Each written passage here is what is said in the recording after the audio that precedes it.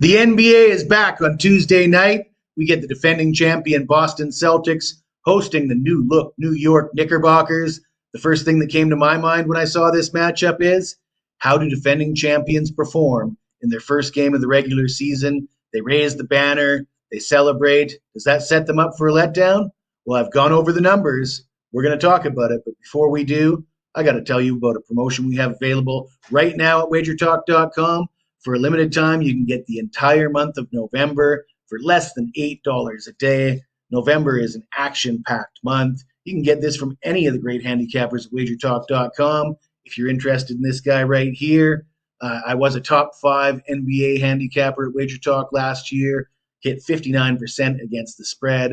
That's nothing new. I've hit 58% over the last decade, consistently winning with the NBA.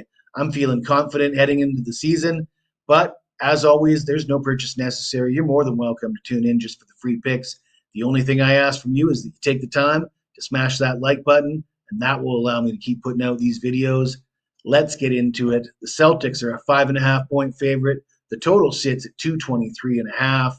And the question I posed, how do defending champions fare in their first game back on banner night? Well, not too bad if you're talking straight up.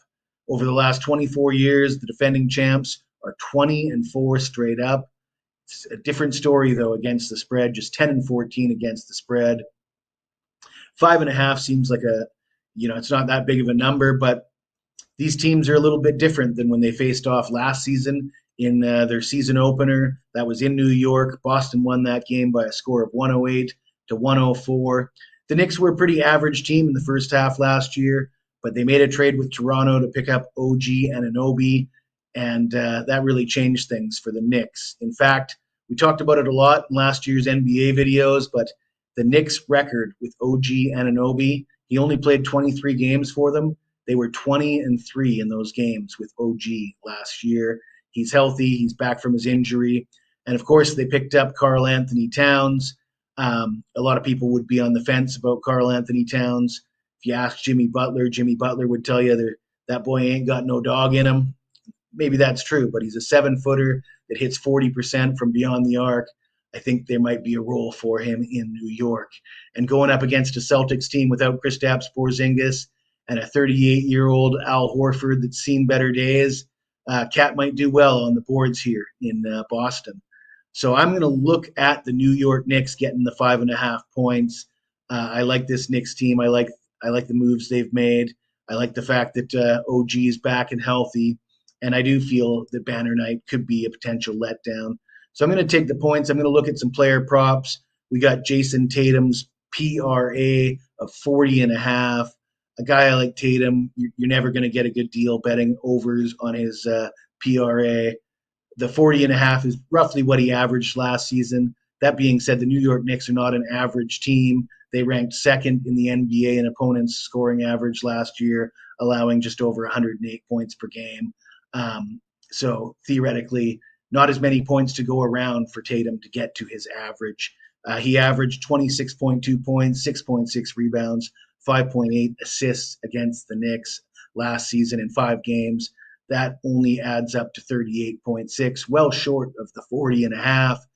Tatum didn't play very well in the playoffs. If you remember, it was Jaylen Brown that really carried the team in the postseason. And then he goes to the Olympics. He gets benched in the Olympics.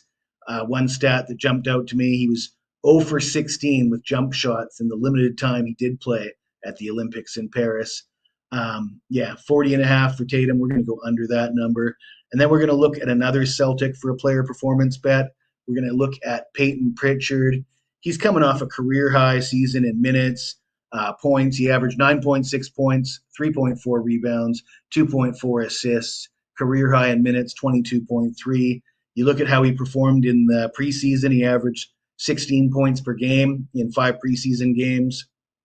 And he was pretty much getting started. He started a few of those games. He was getting a ton of minutes. I see no reason why they don't continue to increase his role on this team. He's a 44.4% career three-point shooter. There's always a role for a guy like that in the lineup. So we're going with the Knicks plus 5.5, Tatum under PRA, Peyton Pritchard over 13.5 points, rebounds, assists. If you like this video, smash that like button, subscribe to the channel. If you got anything to say to me, even if it's nasty, hit me up in the comments below. I'll get back to you as soon as I can.